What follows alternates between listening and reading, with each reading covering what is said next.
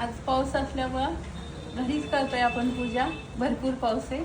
तर आता पूजा करूया. कसं समजा वडाचं झाड आपल्या घराच्या जवळ नसेल, लांब जायचं असेल आणि पाऊस पण आहे, तर आपण घरच्या घरी हे असं मी केलंय वडाचं छानसं असं हळदीने हळद ओली करून त्याच्यामध्ये छान असं केलंय.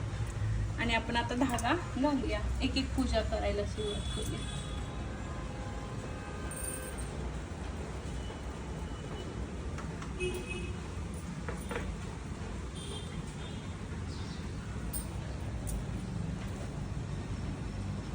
मँगो हा माझ्या सुनबाईचा एक, त्याच्यानंतर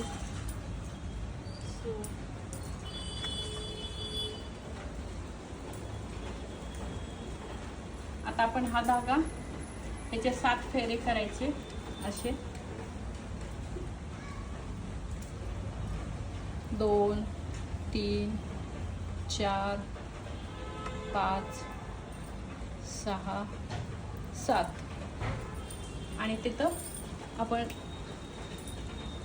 ठेवून द्यायचं किंवा चिकटपट्टीने लावायचं. त्याला सुद्धा आपण हळदी कुंकू घालूया. छानसं साखरेचा नैवेद्य दाखवूया. आपली जी परंपरा काय आहे ती आपण करायची. आपली आई आजी करत होती तीच परंपरा आपण करायची.